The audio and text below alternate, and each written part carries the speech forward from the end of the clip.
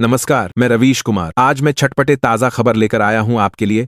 और आप भारत के कौन से कोने से हमारा वीडियो देख रहे हैं, कमेंट में जरूर बताएं। चलो शुरू करते हैं 25 बड़ी खबर।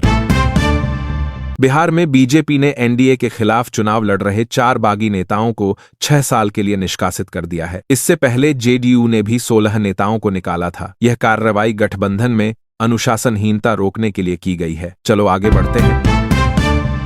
वहां पर तार की देश में बिहार विधानसभा चुनाव से पहले एनडीए एक्शन मोड में काम कर रही है। शनिवार को जेडीयू ने बागी नेताओं को बाहर का रास्ता दिखाया था और अब नीतीश कुमार, चिराग पासवान के घर भी पहुंच गए हैं। ये बदलाव बिहार की राजनीति और एनडीए पक्ष को मजबूत कर रही है। चलो आगे बढ़ते हैं। बिहार विधानसभा चुनाव 2025 से ठीक पहले भारतीय जनता पार्टी बीजेपी ने अपने भीतर अनुशासन बनाए रखने के लिए एक बड़ा कदम उठाया है। पार्टी ने उन 4 नेताओं को 6 साल के लिए निष्कासित कर दिया है, जिन्होंने पार्टी और एनडीए गठबंधन के उम्मीदवारों के खिलाफ जाकर विधानसभा चुनाव लड़ने का फैसला किया। चलो आगे बढ़ते हैं। इस हफ्ते मौजूदा तिमाही नतीजों के सीजन अमेरिकी केंद्रीय बैंक फेडरल रिजर्व के ब्याज दर पर फैसले और व्यापक आर्थिक आंकड़ों से शेयर बाजार की दिशा तय होगी।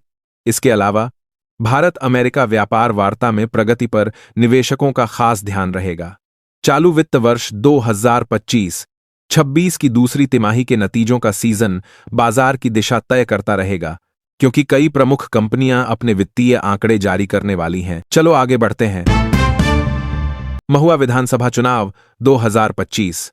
तेज प्रताप यादव की सीट मानी जाने वाली महुआ में 2020 में आरजेडी ने बिना उनके भी जीत दर्ज की थी। अब सवाल यह है कि क्या इस बार फिर राजद का दबदबा रहेगा या एनडीए कोई नया खेल दिखाएगा। चलो आगे बढ़ते हैं।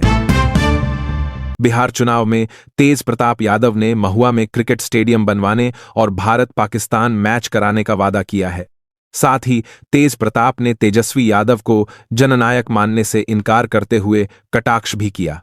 चलो आगे बढ़ते हैं। राष्ट्रीय राजधानी दिल्ली में हवा की गुणवत्ता एक बार फिर तेजी से बिगड़ने लगी है। सेंटर के अर्ली वार्निंग सिस्टम यूज ने चेतावनी दी है कि वायु गुणवत्ता सूचकांक आछी रविवार को बहुत खराब श्रेणी में बना रहेगा, जिससे दिल्लीवासियों की चिंता बढ़ गई है।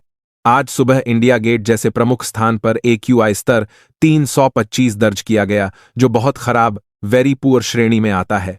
लोधी रोड पर भी AQI 287 रिकॉर्ड किया गया, जिसके चलते पूरे शहर में पानी के AQI स्तर के साथ स्प्रिंकलर वाटर स्प्रिंकलर्स तैनात किए गए हैं। चलो आगे बढ़ते हैं। बिहार में आगामी विधानसभा चुनावों के मद्देनजर राष्ट्रीय जनतांत्रिक गठबंधन इनास ने मढ़ौरा सीट पर एक महत्वपूर्ण राजनीतिक दांव चला है। लोक जनशक्ति पार्टी रामविलास की उम्मीदवार सीमा सिंह का नामांकन रद्द होने के बाद एनडीए ने तुरंत एक निर्दलीय उम्मीदवार अंकित कुमार को अपना समर्थन घोषित कर दिया है। चलो आगे बढ़ते हैं। अजय देवगन हनी सिंह के साथ कुलप्रीत सिंह का न्यू सॉन्ग झूम शराबी रिलीज हो गया है। इसमें रैप और म्यूजिक हनी सिंह ने दिया है।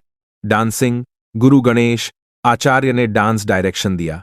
यह गाना पार्टी एंथम बन चुका है और युवाओं में लोकप्रिय एक्शन के सालिस के लिए इसका है। चलो आगे बढ़ते हैं। रामपुर सीआरपीएफ कैंप पर 31 दिसंबर 2007 को हुए हमले में इलाहाबाद हाईकोर्ट ने आरोपियों को राहत दी है।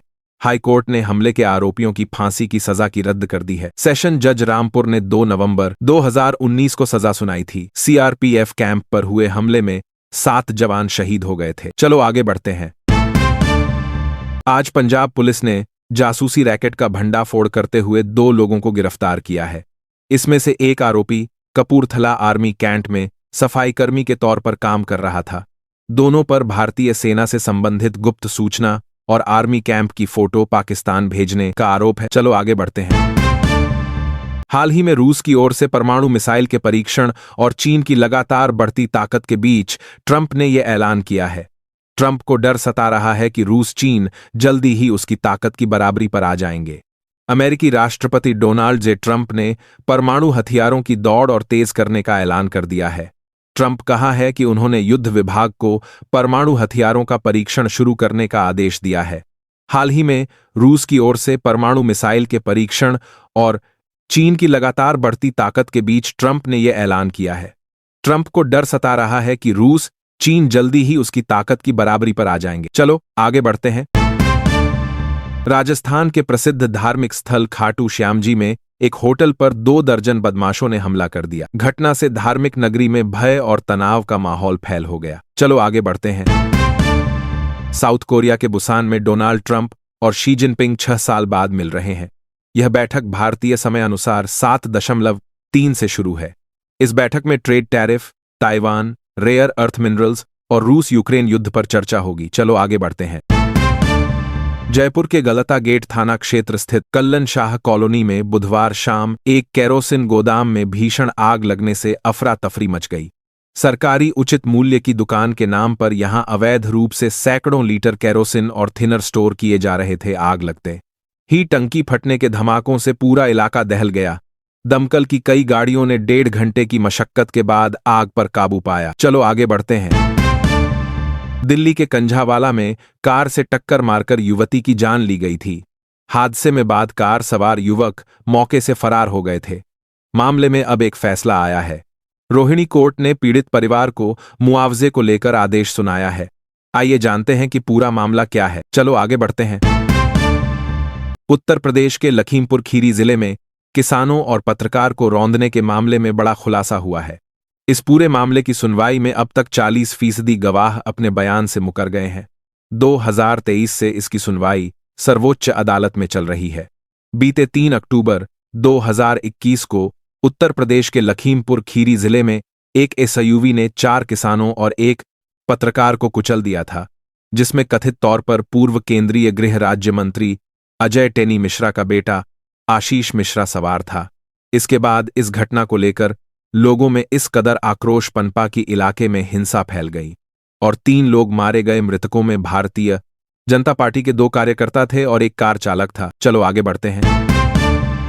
मध्य प्रदेश के कटनी जिले के कैमोर में हुई बीजेपी नेता नीलेश रजक की हत्या के मामले में पुलिस ने बड़ी कार्रवाई की है। मर्डर करने वाले 2 आरोपियों का शॉर्ट एनकाउंटर के बाद उन्हें गिरफ्तार कर लिया गया है। फिलहाल दोनों आरोपी गंभीर रूप से घायल हैं और उन्हें जबलपुर के निजी अस्पताल में एडमिट हैं। आईसीयू में उनका इलाज चल रहा है। चलो आगे बढ़ते हैं।